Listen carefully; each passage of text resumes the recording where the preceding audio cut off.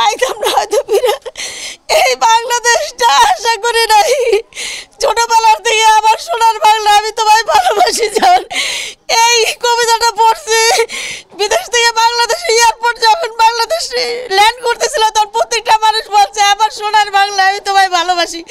এই বাংলা চাই নাই, যেই বাংলায় আমার মাতৃভূমিতে আমার নিরাপত্তা নাই, আমার ঘরে আমার নিরাপত্তা নাই, আমার মেয়ের ধরে নিয়ে যেতেছে। আমি বলছি বাবা আমার হাফেজ মেয়ে, পর্দা করে, জীবন ভিক্ষা দাও। রাত্রেবেলা গেট বাইরেইতেছে, আওয়াজ পাইতেছি যে মনে হয় যেন অনেকগুলো মানুষ গেটের উপর দিয়ে এই দিয়া চতুর্দিক দিয়ে ঢুকতেছে। আর ভিতরের গেট তালা মেরে আমি 11:30 বাজে শুয়েছি। 3:30 বাজে আওয়াজ পাইতেছি গেট দারুম দুরুম বাইরেতেছে, কিছু দিয়া জোরে সোরে হামার টামার দিয়ে বাড়ি দিতেছে। আওয়াজ পাই আমি গেটটা খুলে দেখতেছি যে লোকজন ঢুকে যাইতেছে বাড়ির ভিতরে, বড় বড় অস্ত্র নিয়ে, দেশি অস্ত্র নিয়ে। এমনি ঢুকেই মোবাইল নিতেছিলাম, যাই মোবাইলটা হাতেতে নিয়ে 2টা বড় বড় অস্ত্র নিয়ে আমার গলায় ধইরা একটা লাথি মেরে আমারে ফালাই দিয়ে অস্ত্র দিয়ে এমনি চিৎ করে ধরছে। আমারে ধরে বলে একটা কথা বলবি না, চুপ, একদম চুপ কর, নাইলে গল্লা নামাই দিমু। আমি বলছি বাবা আমার জান ভিক্ষা দেন, আমি কি অপরাধ করছি, কি লেগে আমার মারবেন বাবা? আমারে একবার কন, বেশি কথা কস, উঠা বাড়িতে আর কারা কারা থাকে এগুলারে সব উড়ে ই কর। আমি বলছি বাবা কি লেগে? এর ভিতরে 6-7 জন ঘরের মধ্যে ঢুকলো একসাথে, ঢুকে আমার ঘরের মালামাল সব লয়ে যাইতেছে। আমি তাকায় দেখতেছি আমার এই সুকেশ টুকেশ জিনিসপত্র, ফ্রিজ ট্রিজ সব গাড়িতে উঠাই নিয়ে যেতেছে, মানে ধরে রাখছে ঘরে অস্ত্র। এরপরে মাল নিতেছে, এরপরে আমার বলে বাকি ঘরের ভাড়াটিয়া করে উঠা, তুই কি থাকোস? আমি বলছি বাবা আমি ম্যানেজারি করি, বিধবা মানুষ, আমি অসহায়, একজন আমারে থাকতে দিছে, বাড়িয়ালি থাকতে দিছে, আমি থাকি। বলে সব ভাড়াটিয়া উড়া। আমাদের জানের একটু নিরাপত্তা চাই বাংলাদেশ সরকারের কাছে এবং উপরমহল মানুষের কাছে, সাংবাদিকের কাছে। আজকে প্রাণ পাইতাম না হয়তো ফিরে। এই বাংলাদেশটা আশা করি নাই।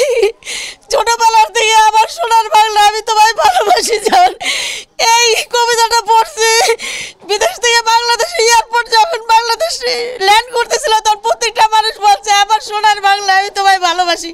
এই বাংলা চাই নাই, যেই বাংলায় আমার মাতৃভূমিতে আমার নিরাপত্তা নাই, আমার ঘরে আমার নিরাপত্তা নাই, আমার মেয়ের ধরে নিয়ে যেতেছে। আমি বলছি বাবা আমার হাফেজ মেয়ে, পর্দা করে, জীবন ভিক্ষা দাও। বাইরে কীভাবে বলো বাইরে হয়ে যাই? বলে বাইরে বাড়ির থেকে চুপচাপ কোনার রুমে নিচে নিয়ে ওই ভাড়াটিয়ার ফ্রিজ মেশিন জিনিসপত্র এগুলো সব বাইর করে নিয়ে গেছে।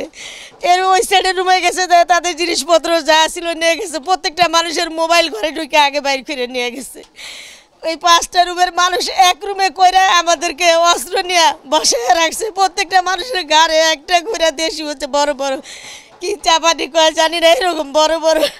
আমার জীবনে দেখি না এরকম এত নির্মম, এরকম অত্যাচার কোনোদিন মানুষের হয়েছে কিনা জানি না। যা আজকে বাংলার জমিনে দেখলাম, বিচার চাই, এই শিশু সন্ত্রাসীদের বিচার চাই, এই কারার বাহিনীদের। কয়েকদিন আগেও এরকম হঠাৎ করে রাস্তায় হাইটে যেতেছি, এরকম দূরের থেকে আইসা হামলা।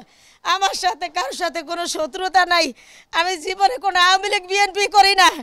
বাংলাদেশের নাগরিক হিসাবে যার ইচ্ছা তারে ভোট দেওয়ার অধিকার আছে, সব সরকার বলছে, সব সরকার বলছে। আমরা কোনো আওয়ামী লীগ বিএনপি কিচ্ছু করি না। আমি অসহায় একজন বিধবা মানুষ, এই বাড়িতে আমার আল্লাহর রাস্তে ম্যানেজার হিসাবে, কেয়ারটেকার হিসাবে থাকতে দিচ্ছে। এই বাড়ির বাড়িয়ালি হইল এই আলমিনা বেগম। আমার কয় বাড়িতে থাকুস কে জানোস না জ্ঞান যা? আমি কই বাবা আমি আল্লাহর রাস্তে থাকতে আইছি, আমার কি অপরাধ, আমার প্রাণটা ভিক্ষা দাও। আমরা আমাদের প্রাণ ভিক্ষা চাই, আমাদের এরকম করুণ ঘটনা হয়েছে। আর আমার এত ক্ষতি করছে এই জিন্দগিতে, আমার তো কামাই করে কিনা সম্ভব না। আমি বিদেশে মানুষের রান্নার চাকরি করছি, সারাদিন 200 লোকের রান্না করছি। সেই কষ্টের টাকা দিয়ে আমি জিনিসপত্র জোগাইছি, আমার মেয়ে বিয়ে দিব, স্বর্ণলঙ্কার জোগাইছি। আজকে সব সিনাই নিয়ে গেল। আমি কোনো জায়গায় এমন ডাকাত দেখি নাই যে মাইক আপনার ওই পিক আপ গাড়ি নিয়ে ডাকাতি করতে আসে। আমি জীবনে এরকম দেখি না, গাড়ি নিয়ে আইসা মালামাল সব উড়াই নিয়ে গেল গা। আমার অবস্থা নাই, আমার সারা জীবনের কামাই, আমি এত কষ্ট করছি, আমার স্বামী নাই, 3টা বাচ্চা নিয়ে আমার সেই সন্তানদের সব কিছু নিয়ে গেল গা। কষ্ট মিষ্ট করে একটু একটু করে জমা কিছু জিনিসপত্র কিনছি, ঘরের মালামাল সব নিয়ে গেল গা ডাকাতি কইরা। এই যে দেখেন সুকেশ টুকেছে সব ভাঙ্গা সব নিয়ে গেল গা।